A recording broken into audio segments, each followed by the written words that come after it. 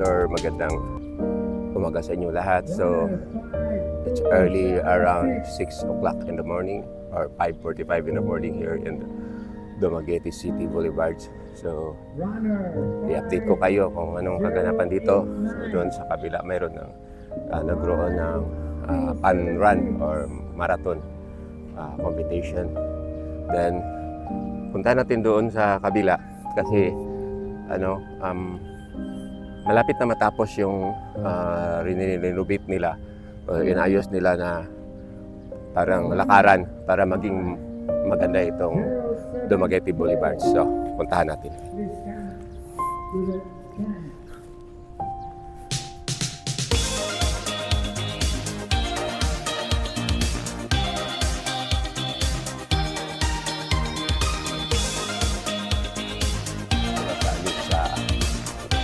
Fun run for this morning, Sunday.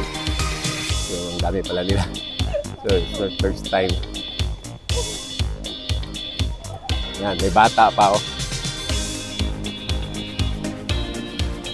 Gusto na maganda itong kuha ng aking camera.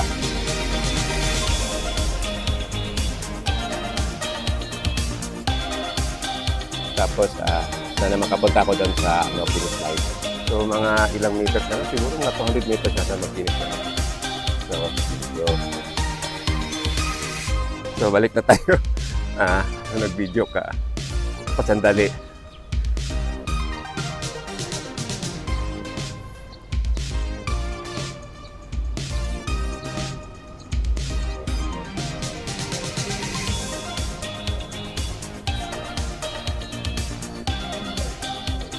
So itong ginagawa ko is only just update kung ano na o ano nang itsura nitong Dumaguete Boulevard.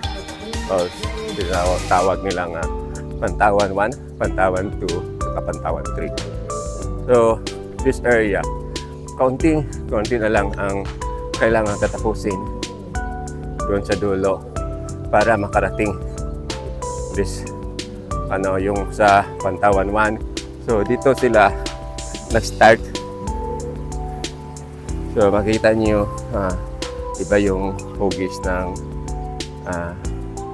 what we call this, yung bricks na nandito, then papunta doon sa Pantawan 1. So just hope na maliwanag itong kuha ng aking camera.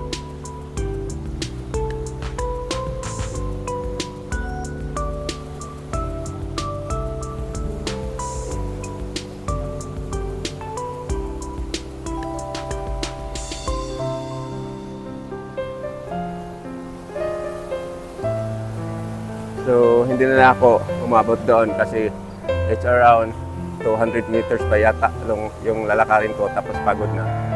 So, lipat ako doon sa kung saan nag-start yung fun run para makakuha naman ako ng video. By the way pala, ito yung tourism information.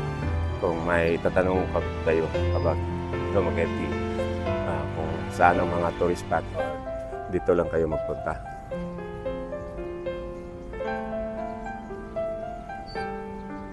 Tourism information. So, makikita niyo, it's early in the morning. Tapos, I think maaga yung nag-walis kasi sobrang linis na itong paligid ng Pantawan 2.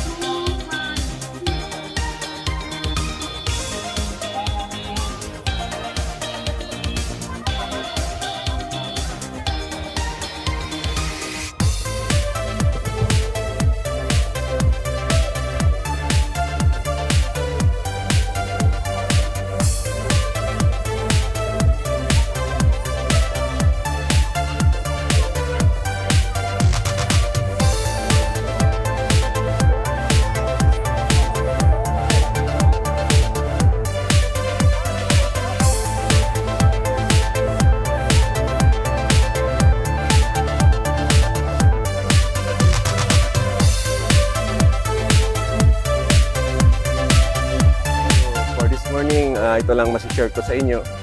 Nagkataon na pagpunta ko dito para mag-share sana itong kung ano nang nangyari dito sa Pantawan 1, Pantawan 2, saka Pantawan 3. So nagkataon nga may fun run or hope run. Hindi ko alam kung ano nag-sponsor. So ang daming sumasali. So ibig sabihin, mas marami na ang what we call this, mahilig sa sport dito sa lugar ng Dumaguete City. So for this morning, ito lang masishare ko sa inyo para hindi masyadong mahaba itong video. So maraming salamat.